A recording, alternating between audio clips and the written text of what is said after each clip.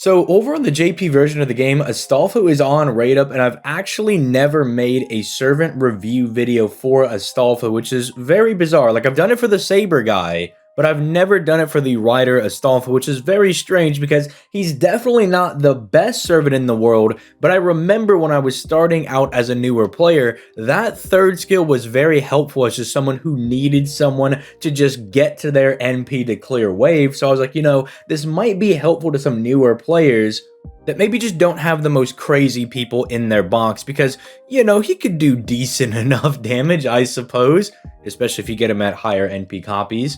And his NP's not all that bad, you can get some value out of it. So we're going to talk about Astolfo in today's video. I'm also going to sprinkle in some nuggets of what I think he could get as buffs in the future because, as you guys may or may not know, his first and second skill, well, to call them lacking are maybe an insult to other skills that are lacking. Because they're not exactly very great, but we're going to talk about all that and more in today's video. But before we begin, if you have not already, make sure you leave a like on the video and you subscribe to the channel for that daily FGO content, where I try to keep you informed on the goings-ons on both the NA and JP versions of the game. Also, if you want to see me play some games live, primarily FGO, I'm going to be going live every weekday at 6 p.m. Eastern Standard Time, although I have been playing around in the Arknights, and I have been playing around in the Genshin Impact as well. And again, like I said last video, I am literally the best gamer of all time. I make no mistakes. I am literally the best Arknights and Genshin player you'll ever see in your entire life. So if you want to see some top tier gaming, make sure you come out there every weekday. But with all that being said, let's start diving into Astolfo's kit, starting off with his hits. And there's not a whole lot to be looking at over here, I'm not gonna lie. He is a year 1 servant, and so he suffers from year 1 hit-itis, where he has absolutely no hits on any of his cards. If they wanted to help out Astolfo in just any capacity, more so than buffing his skills, they could double the hits on all of his cards, and I don't know, increase his NP hits from 1 to at least like 3 or 4, so he could do something with it. But 1 is just completely unusable when it comes to farming, especially as a quick servant. Because I've done some meme setups where, like, I could get the Nero, the Saber one, to loop her NP even though she has 1 hit on it, using some, like, max scope and some chicanery, right? But you can't really do that with quick servants. They're not quite as lenient as the arts guys, so you ain't doing any looping, you're not really doing any star genning, you're kind of just clicking buttons and hoping you can get to your NP. Thank goodness Scotty is such a good support type servant that just dumps 50% into somebody, and that Astolfo has their own really solid battery. Otherwise, you would never see this dude's NP. They can't even give my mans the 5-hit extra attack. As we all know, that is a composite card that gen stars NP and does big boy damage. And as if to do a personal slight against me, they gave him the 4-hit. I don't know why they would do that. I don't know why someone would be so cruel to my boy Astolfo. He literally has done nothing wrong. But maybe his skills, well, I was going to say are going to help him out a little bit, but I've already spoiled that the first and second skill aren't super great. But I'm going to be proposing some buffs for both of these skills. So starting off with the first skill right now, it is monstrous strength. And that's very ironic that DW would name it that skill, and then now in current year, it kind of has a different meaning. Anyway, it's going to give him 28% attack for 1 turn. That's kind of nice. You're going to be able to do a little bit of damage, but what if we just bump that up to like 30% for 3 turns and then tacked on, like, I don't know, an NP damage buff, a quick damage buff, literally anything to just let him double buff himself and do really good damage. We could also make him more of a support type servant. This is another idea that I kind of had, that maybe he gives himself 30% for 1 turn, but then 20% to all allies for 3 turns. So that way he would functionally have like a 50% attack buff for 1 turn, but then still have some kind of buff for the next couple of turns. And then maybe he also increases like their NP damage or their quick buff by like 20%. 20% quick buff wouldn't be too bad because he does have the passive 11% quick buff from his riding passive. That could be a little interesting, especially because I have an idea for the second skill. And if we make this more of a support type skill along those lines where it's like 20% for quick and attack for everybody for 3 turns, that could be really nice. But I also think they might just go the Ibaraki route and make it like a meme lore skill where it's like, well, yeah, you get the 28% attack for 1 turn, but if Roland is present, you get just this whole smorgasbord of different effects.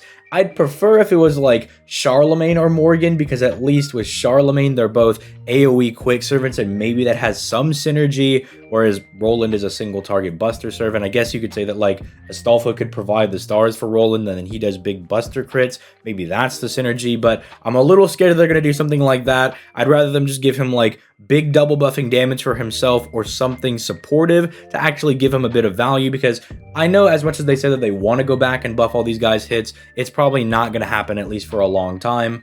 And so at least in the immediate future, let's just try to let him do a bit of good consistent damage. And that kind of ties into his second skill, because this is an absolutely horrific down bad skill. It is a 90% chance to stun one person for one turn on an 8-turn cooldown. That is ridiculously bad. There is like no way to buff up the even success rate of this. It's not even like 100%. And if you don't know how debuff chances actually work in FGO, let's say you have like a passive magic resistance of like 25%, that would come out of that 90% chance to actually stun. Like they actually just add into each other or subtract into each other. So a 100% chance is actually going up against someone else's innate debuff resistance.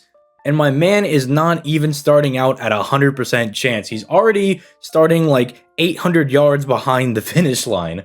And so what I propose for this is, right, we kind of just ignore the fact that it has a stun. Sure, just let it keep that. Let's just have it lower the enemy's defense by like 20% for like 3 to 5 turns, right? Because of the ridiculous 8-turn cooldown. Or we just cut that 8-turn cooldown down to like a 6-turn and make it like 20% defense down for 3 turns. And then we also tack on, say, a 20% quick resistance down for 3 turns as well. Because then if you have his support skill on the first skill, he could kind of almost be a cheeky plug suit type character even for farming, because he would come in, give you the attack buff, give you the quick buff, lower the big bad guy that you're trying to take down in whatever node. He would lower their defense and their quick resistance, and specifically could also be really good with Charlemagne because he could take advantage of all of that, right? The quick buff and the quick down. So I think that also has some like neat lore tie-ins as well. I think that's a really good way to kind of buff up Astolfo and give him at least some kind of viability.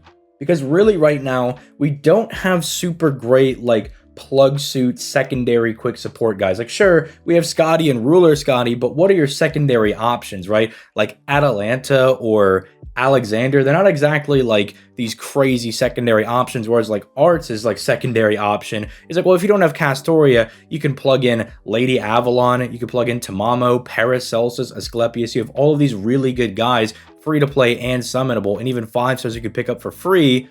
Whereas Quick wouldn't really have that option, but I think Astolfo could kind of fill that niche and really be useful for that.